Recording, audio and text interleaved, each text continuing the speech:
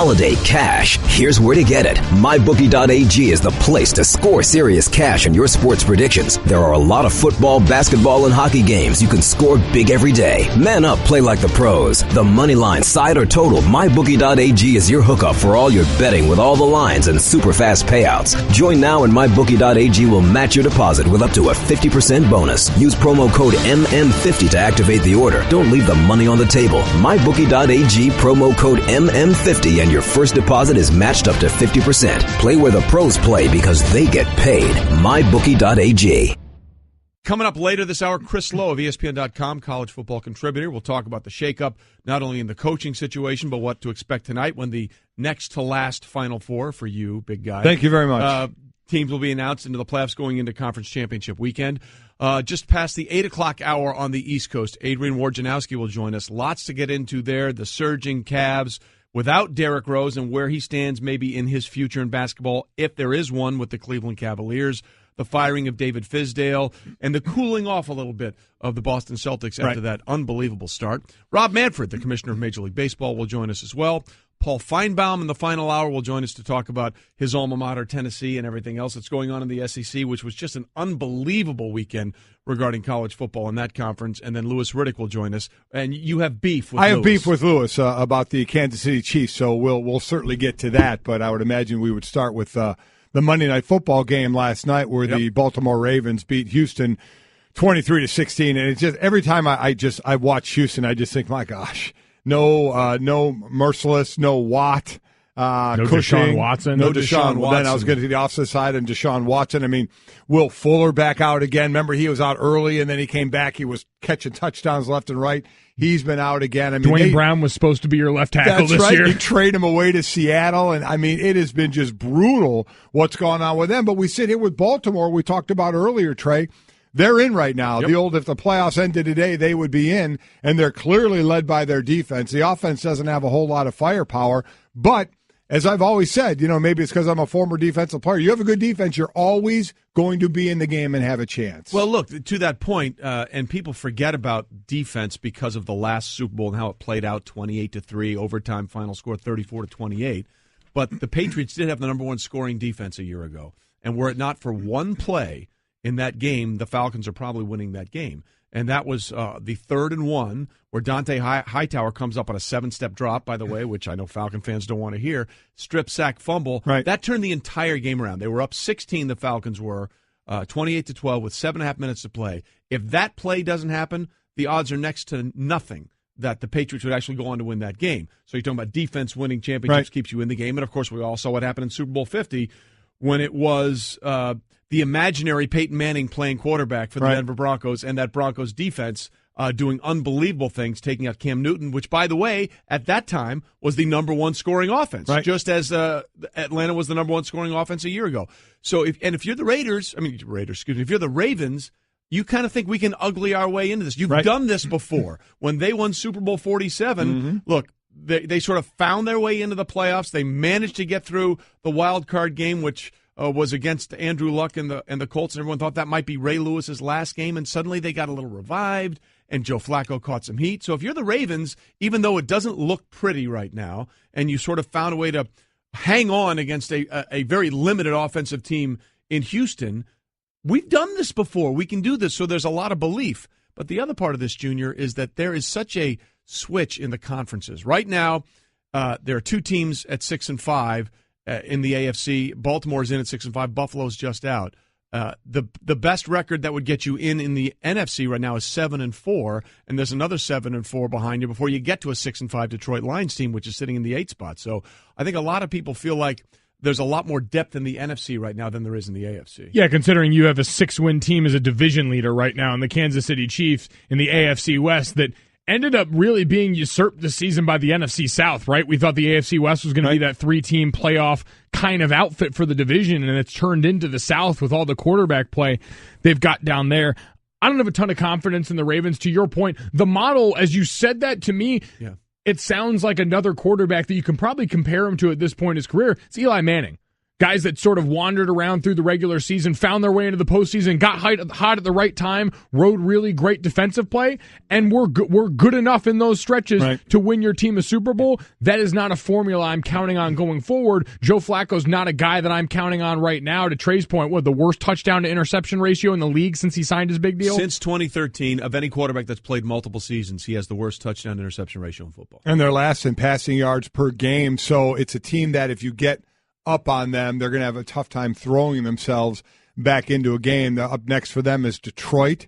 Then they're at Pittsburgh, at Cleveland, home to Indianapolis, and home to Cincinnati. So we'll see. They can, I think, eke their way into the playoffs, but I don't think the expectation is very high, even if they get in there, of what they can do, because you are living on that defense, and when you live on your defense for a long time, at some point it wears on you and can wear toward the end of the season. So we'll see. Good win for them last night.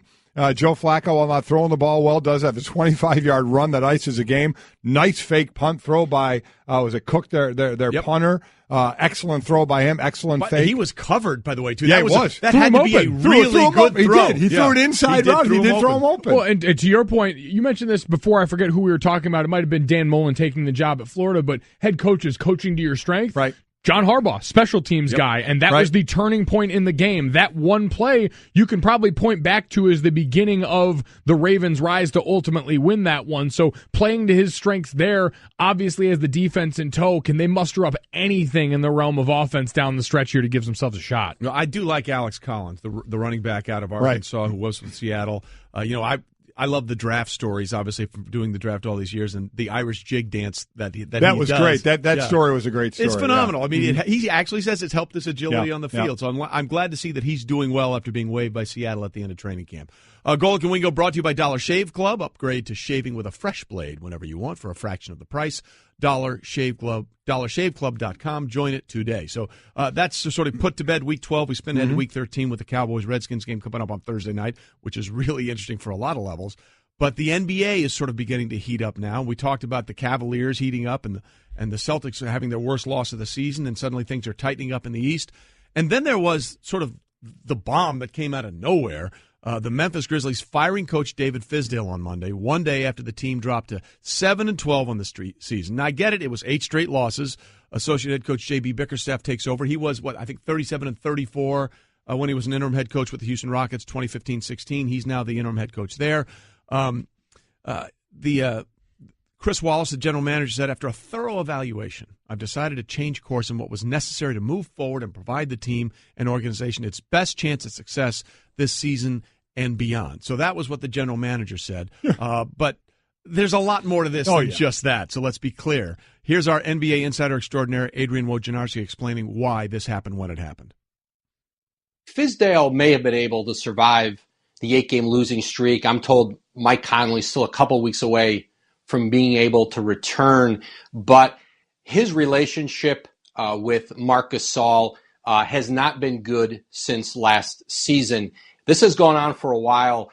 There's been frustration on both sides. Gasol in playing for Fizdale and Fizdale in coaching Gasol. And you know how it ends up in the NBA, Jamel. The star player is going to survive. The coach is going to go, and that's a decision that Memphis made today.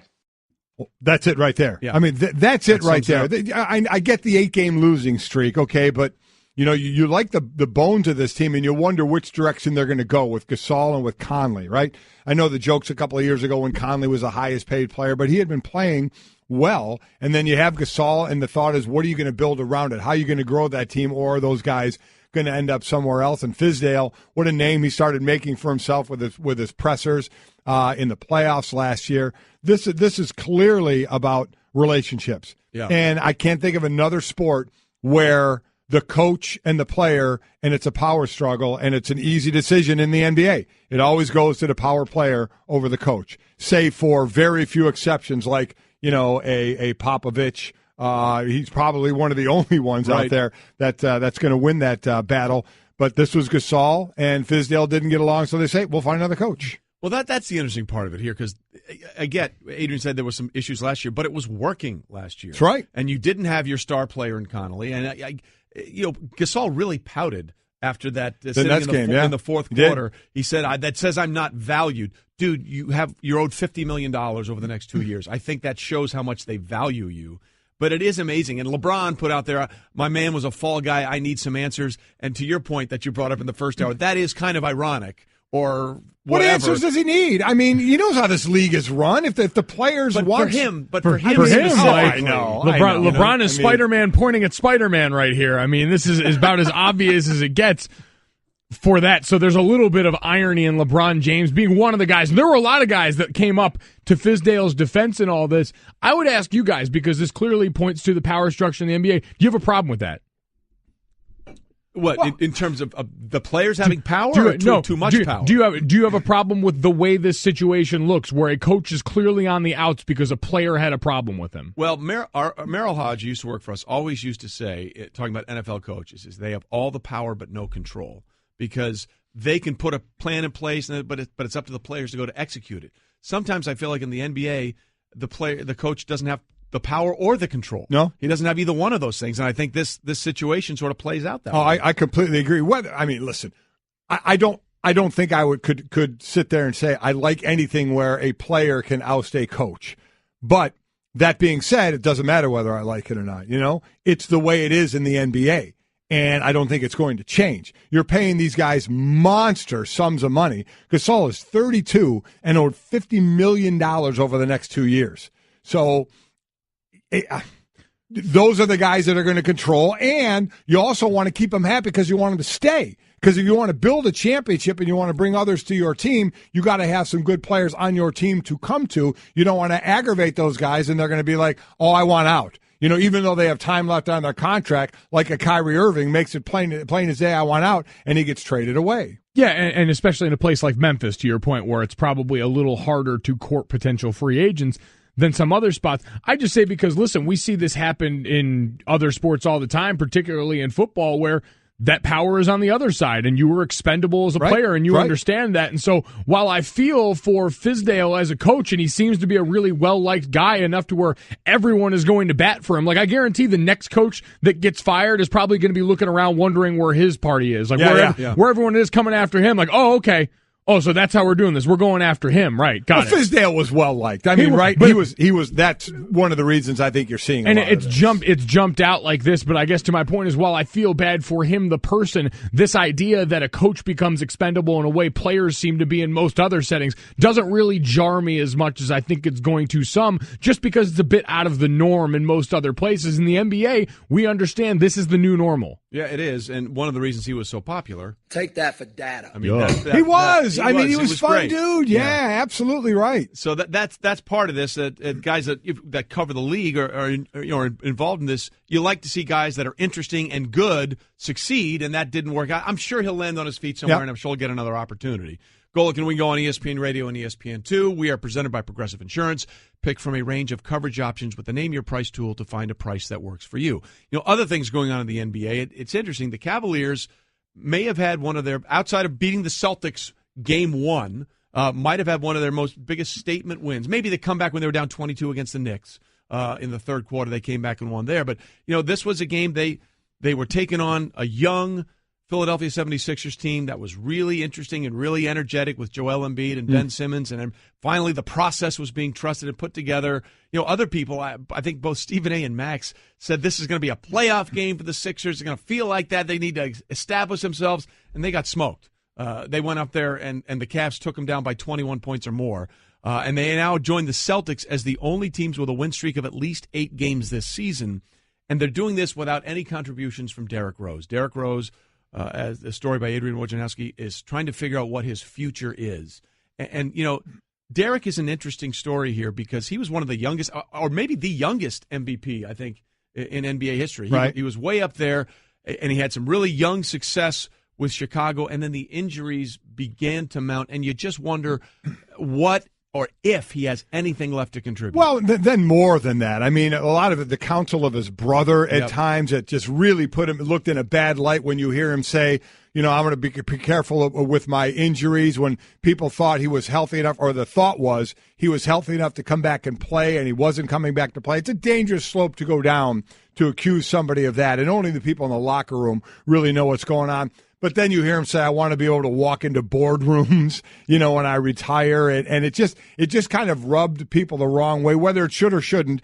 It kind of did. And then you go in New York and he goes AWOL there and nobody knows where he is for a day there. And now all of a sudden he's nicked up and he misses games and he leaves again, not sure.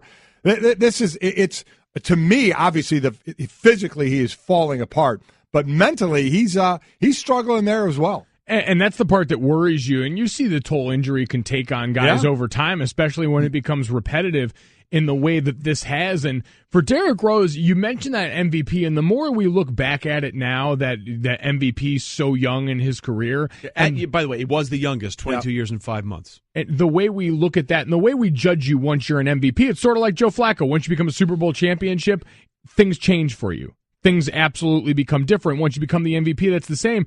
That's an MVP that a lot of people dispute, right? Like, that was one of those years that we felt like that was more a punishment for LeBron James for the move, and that was still in a vein where he should have been winning the MVP at this point. I mean, how critical because Derrick Rose has remained a focus long after he probably should have because of some of this stuff. You kept wondering, but you kept thinking, can he come back from it? Is he going to be back to what he was? Because we kept pointing to that MVP year. Like, if all of a sudden we don't have that grading point, I wonder if this is a lot easier for Derrick Rose on the back end. Now, I'm sure he's not ready to really never say, I'm going to give back that MVP, but at the same time, you wonder if overall it's kind of a disservice to his career. Well, that's like when Charles Barkley won the MVP that one year. He said, I'd like to thank Michael Jordan for not being perfect. You know? I mean, it's sort of the same scenario. But it does get you into this interesting conversation about Derrick Rose. Let's say this is it for him. And we hope for his sake, if he can get back healthy mentally and physically, he can come back.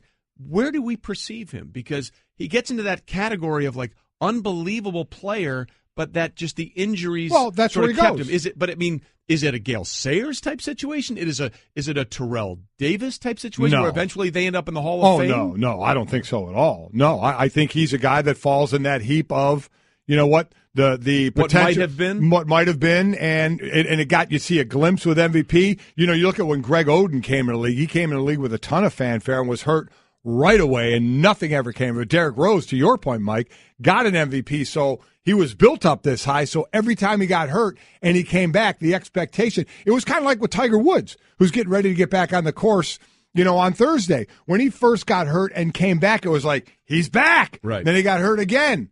He's back. And he got hurt again. He's back. And now it's his back, actually. Yeah, that exactly. And now it's like, we'll see. With Derrick Rose, it was the same thing. He got hurt and was coming back. Derrick Rose, we're going to get the MVP Derrick Rose. And little by little, we didn't, and he just kept getting hurt. And then mentally, it was affecting him. And so that's what I think. I think it's going to be a guy who had the potential there, had a big year and looked good at times, but then the injuries took it away. To that point, Derrick Rose, according to Paul Hembekides, the great Hembo, has played in exactly 250 of 529 team games, 47%. Since winning the MVP in 2011. Wow. I mean, that's an amazing fall off just from injury. And, it goes to the other point, Junior, about, at the end of the day in the NBA, do you trust little guys that play big or big guys that can play big and small? Because, he was in many ways, he was kind of Kyrie before Kyrie. He was a big finisher at the rim. He went in, he took those, we went into the lane, he took those shots, and you just saw it, and you're wondering when was it going to catch up to him? And it feels like maybe it finally has, right? Especially in today's NBA where we've seen a kind of decided shift away from that. Guys that can certainly operate in that area but tend to live outside the arc as that shooting guard and point guard have morphed into the hybrid. So it's unfortunate because at the very least it's entertaining, right? Like, first and foremost, sports is supposed to be entertaining, and he gave you jaw-dropping moments. I mean, outside of LeBron James, you could argue he was the best athlete on the court in any given night in the NBA for that stretch of time leading up to the MVP season before that injury took place, kind of Russell Westbrook-esque, where you just stopped and marveled at the way he was able to work around the rim, and we've lost that. And it's unfortunate for him first and foremost, but as a viewing audience, we lost out on something too. Yeah, we did, because it was like, what are we going to get this year? They bring in Dwayne Wade, they bring in Derrick Rose. Who cares about the regular season? What's going to give him in the postseason? We got to wait for Isaiah Thomas to come back from the hip injury. But now Cleveland is on an 8-game win streak, and according to BPR Basketball Power Index, they're entering the easiest 10-game stretch of the season coming up. 7 home games, 7 games against teams with losing records. So they're kind of hitting it right now. Again, we're just getting past the first quarter of the season, and it doesn't really matter right now. And if there's a team that could care less about the regular season because they are the oldest team, it's going to be the Cavs. But they're playing some good ball now, and it really kind of changed the narrative of what we were talking about just a couple of weeks ago. Well, and it's also just the way this season has rolled out. Riley with some great notes for us here. You know, the Cavs got off to that horrible start. Right. The Pistons have come back down to earth. You know, the last couple of years has been Cavs Warriors, Cavs Warriors, Cavs Warriors. Right. We see in the finals, and with hardly any losses, especially for Golden State. The Warriors have already suffered their 6th loss of the season. They didn't lose their 6th game until game 37 a season ago. So that's how different this NBA season already feels in terms of the spectacular records and how many wins can we have for both the Cavs and the Warriors going forward. This just seems like a whole. And just context of that really quick. They're at 21 games right now instead of 37. 16 games fewer, and they've already lost 6 games. Context is important. Holiday cash. Here's where to get it. MyBookie.ag is the place to score serious cash on your sports predictions. There are a lot of football, basketball, and hockey games you can score big every day. Man up, play like the pros. The money line, side, or total, MyBookie.ag is your hookup for all your betting with all the lines and super fast payouts. Join now and MyBookie.ag will match your deposit with up to a 50% bonus. Use promo code MM50 to activate the order. Don't leave the money on the table. MyBookie.ag, promo code MM50, and your first deposit is matched up to 50%. Play where the pros play because they get paid. MyBookie.ag. Computer, execute 12.4p operation. Optimizing algorithm. Running encryption packet alpha. Night. Oh, I don't feel so good. What is it, computer? Is it hot in here? It feels hot in here. I feel a little clammy. I should lie down or something. A computer with a virus? Surprising. What's not surprising? How much you could save by switching to Geico. Those oysters Rockefeller were a mistake. Geico. 15 minutes could save you 15% or more. Golic and Wingo on ESPN Radio and ESPN2, presented by Progressive Insurance. And if I can't get this cough stopped, I'm going to need a lot of insurance. All phone guests. You really gotcha. I don't know what's going on. Bacon bit. I think the bacon bit got me. Gotcha. It might have been coagulated with a little bit of the donut that I inhaled.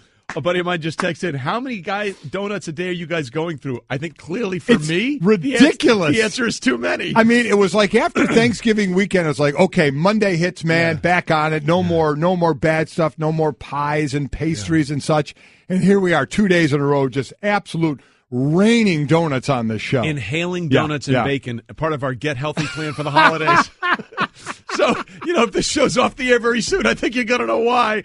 Oh, my We'll be doing a show from the local hospital in a week. We'll get the next segment sponsored by a defibrillator. Wow. So anyway, lots to get into in college football. ESPN.com college football writer Chris Lowe joins us now on the Shell Pennzoil Performance line, taking synthetic motor oil performance to a whole new level. Make the switch to Pennzoil Synthetics today. And we make the switch to bring in Chris, who, by the way, is a University of Tennessee graduate. Oh, boy. Joined .com in 2007. He covered Tennessee and the SEC for the Nashville Tennessean paper.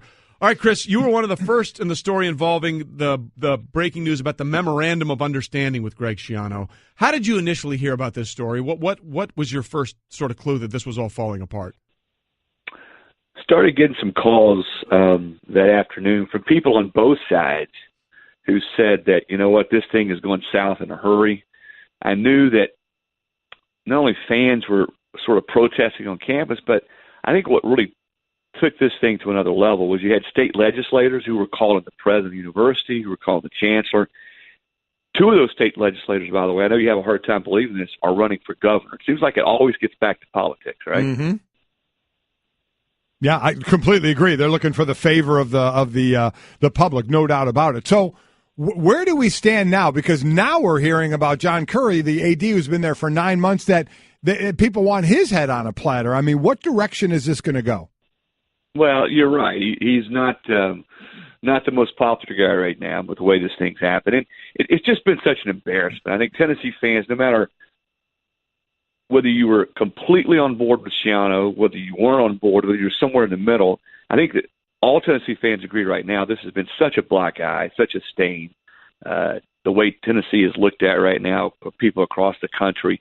So, yeah, a lot of people are mad that it's in this position. It's embarrassing for him, again, from a lot of different aspects of how this thing's worked out. I have not heard from anybody, and I talked to several people last night, that he's on the verge of being fired or losing his job. But I can promise you there's a lot of people upset the way this is going down. A lot of it probably depends on sort of what Tennessee does from here and who they can bring in as their head football coach. Well, that is the question, but the way this was handled, as Chris Lowe joins us now on the Shell Pennzoil Performance Line, I mean, who's walking into this job now with everything that sort of happened? We've heard a ton of people that have said thanks but no thanks, but who's going to say, yeah, I'm good with it? Well, and I don't know. And I said yesterday that the place is toxic, and that's not just pointed at the fan base. There's a lot of things that have made it that way. I mean, to me, the lack of stability at the university and the football program is one of the things that makes it that way. Guys, go back the last decade. Look at all the different presidents, the chancellors, the ADs, the coaches that have come through Tennessee. And coaches around the country, when they look at maybe going elsewhere, they always want some stability. They want to know who their AD is, who their chancellor is. Have they been there for a while? Are they entrenched? Well, none of that's the case at Tennessee. Your AD is less than a year on the job. Your chancellor is less than a year on the job.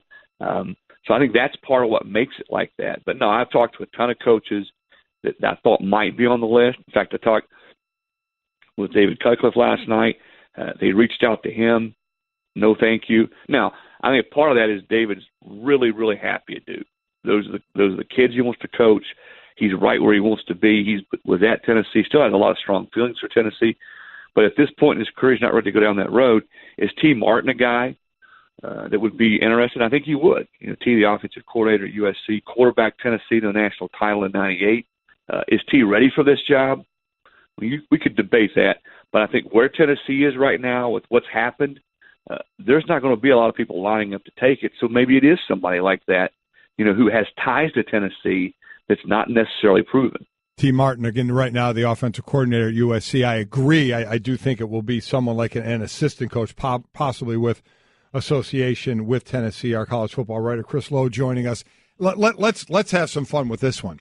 Is there any way that Curry loses his job after 9 months as an AD and Schiano gets hired?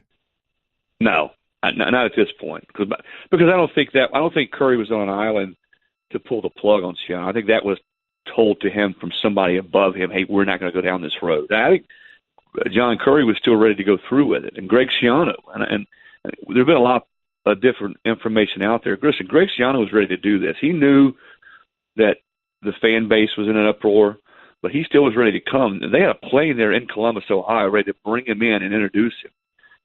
And I think Curry was still going to do it, but somebody above him, whether it's the chancellor or the president, said, no, we can't go down that road. So, no, I don't see any way that happens with Greg Schiano at this point. As Chris Lowe joins us, ESPN.com college football writer on Golic and Wingo. Chris, that's the interesting thing to me here, because it sounds like there were three options that Tennessee could have done. One, we vetted this guy thoroughly, and we believe in the vet, and we believe in what he told us and what other people have told us, and that's why we believe he's the right guy. Or two, hey, man, he may have nothing to do with what happened with Jerry Sandusky at Penn State, and there's no real direct claim, but, we don't even want to be dallying with that because of the possibility of the uproar like we saw. And then there's what they did, which was three. We thoroughly vetted him according to the statement, and we're still not going to hire him. That, to me, seemed the worst of all of the three possible options here. No question. I agree wholeheartedly. And I think two places where Tennessee really erred here. Number one is they did vet. There were conference calls with the chancellor, the president, the AD, with people at Ohio State about their vetting process with Penn State, about Greg Schiano. So they knew that this was something that might be an issue, the whole deposition and Sandusky deal. But where I think they didn't vet it thoroughly enough is what the reaction would be among key people, key donors, state legislators. I think because they didn't want a lot to leak out about who they were going to hire, I think John Curry really kept this in a very, very small, tight circle. I think if you talk to some people, some key donors, boosters, some of these legislators, say, hey, listen, this is what we're going to do. This is why we're going to do it. How would you feel about it? What's your reaction? Maybe you get a better idea of how people react. I think the other area that they erred is they didn't do a good enough job of dousing the whole John Gruden stuff, because That's a part of this. Now, I don't think Tennessee fans, I won't say a large percentage, but certainly a sect of Tennessee fans, were always going to be upset with anybody other than John Gruden. For whatever reason, Tennessee let it hover out there. They let it linger. They didn't kill it, and here we are. Completely agree. I mean, talk about setting the bar to an unattainable height. It's somewhat ridiculous. Now, in a question that really only is going to involve the school and Greg Schiano, is there going to be any money changing hands here with this whole whatever agreement they had that the AD signed but the chancellor didn't? So is there going to be compensation going to Schiano? Is he going to lose out on that? I think we're going to find out in court. I'd say lawyers on both. In fact, I was told yesterday, lawyers on both sides are probably going to make a pretty penny on themselves, sort of arguing that in court. We'll see. I've talked to different people about it, whether it's still a binding legal document without the chancellor's signature. Now, clearly, Schiano signed it and John Curry signed it. We're going to find out. I think yes. I think ultimately Tennessee will owe some money. We'll see. And think about, they've already had to pay Butch Jones a little bit more than $8 million. Okay, that's not counting what they had to pay his staff. They still got to pay a new head football coach. So Tennessee going to have to go deep into its pockets, it looks like, with this whole situation. Yeah, the one thing I think we can say with certainty, there will be some money exchanging hands. Even if it's just to the lawyers. And don't rule out, guys, that Schiano sues Tennessee. Yeah. I think that still could happen. Yeah, there's a lot happening here. And then, of course, on the back end of that, we'll find out what Schiano's future is at Ohio State. Right. You know, is he going to go back there? I mean, Urban Meyer has already said, hey, he's a fine man and a fine coach. So, if he's all of those things, why wouldn't he be coming back to Ohio State as their defensive coordinator as they continue to go forward? So it's a mess. Hey, Chris, we appreciate you being with us. Thanks very much. Thanks, Chris. You bet, guys.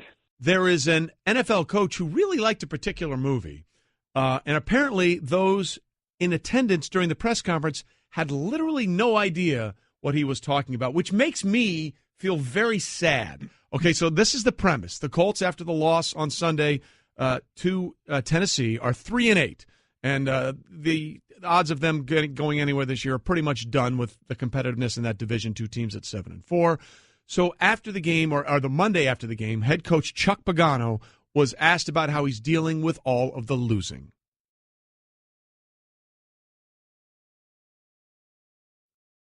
That Sonny and Cher? Huh? I got you, babe. I got you, babe. Yeah. Went down, got my coffee, said hello to the the gal in the coffee shop. Stole the money out of the back of the truck, drove my truck off into the tar pit or whatever, off the landfill. Jumped off a building, lived through it. Did you see the movie? Did you ever see the movie, Groundhog Day? Been a long time. What do you guys do? You spend so much time on Twitter, you're not enjoying the better things in life. Bill Murray, come on. No, I'm not Bill Murray. I jumped off the roof at my home this morning. It's not going away. See, now I got exactly what he was saying. Oh, absolutely. Right away. Yeah. I mean, that's the movie Groundhog Day. Yes, it Bill is. Murray, Andy McDowell. Yeah. He goes through the same day over and over again, stuck in Pennsylvania, Punxsutawney, Pennsylvania for Groundhog Day. He sees the thing over and over again. I don't know what's worse, the fact that Chuck referenced that movie like he's dying every day after the losses, or that nobody in the Colts reporting crew had a clue as to that was Groundhog Day. I don't get that either. I mean, what was the medium age in that room? I don't know. I didn't see all the less reporters. Than us, I'm going to say. Yeah. Because that movie came out in, 93? But, I mean, it can't be that much less. They can't all be 20-somethings in that press conference. Yeah. Well, let's get to the 20-somethings. Let's start with Riley. Riley, our fine researcher. Have you ever seen the movie Groundhog Day? I have indeed. Okay, you have. See, good for you. That's why you're on the show. There you go. You're awesome. Cliff, have you ever seen the movie Groundhog Day? Yeah, I've seen it a long time ago. Would you have caught that reference? Probably not, honestly. All right, one for two. Devin, what about you? I've seen it, yes. Caught the reference right away? Yes. Yep. All right, good. Two out of three. Good. Allie, what about you? Thumbs up from Allie. She's seen it. Stanzik? Guys, I don't know if you know this. I produce a movie podcast. It's called Cinephile. Oh, my Answer God. the question. Yes, of course okay, I've seen just it. checking. Well, see, because Stanzik is one of those guys. He's 31, but he looks our age. Oh, he absolutely does. You know, I thought he was 50. Without question. I thought he was my senior. I thought he was 50 and had 5 kids. Exactly. Yeah. So that was a legitimate question. Although, now, to be fair to Chuck and be fair to the reporters in the room, he did start it with this song. Should have given it away. Might have given it away, but he didn't quite sing it the way Sonny and Cher were doing. No. By the way, on a morning radio show with two old hacks, kind of like us. Absolutely so maybe right. That's why this is coming so familiar. I thought it was fantastic. I thought it was a fantastic reference. Yeah, I really did. And maybe they didn't quite sell him. Maybe Chuck didn't quite sell it on the singing of the song with the tambourine in the background, and that threw them off. And then he talked about getting his coffee and driving off a cliff into the tar pit, which kind of wandered away. Didn't really know. Chuck's in an interesting position, huh? That's been an interesting couple of years there with the Colts. So the last 2 years, is he coming back? Is he not coming back? So in that sense, it's really not just this season for Chuck Pagano. It's the last 3 years. He's sort of been lather, rinse, I wonder repeat. if for him it was a much deeper meaning than just a simple movie reference. Look at what I've been through time and time and time this again. Is my Groundhog Day. Chuck, we're with you, man. Yeah. We get you 100%. You are with us. We are with you. So for those of you that haven't seen the movie, check it out. Mm-hmm. You might enjoy it. Yeah. It's pretty freaking funny. It is. All right, lots to get to coming up. Golic and Wingo reminding you to ring in the holiday season with bouquets for your friends and loved ones from 1-800-Flowers.com. When you order a dozen assorted roses for $29.99, you get an extra bouquet for free.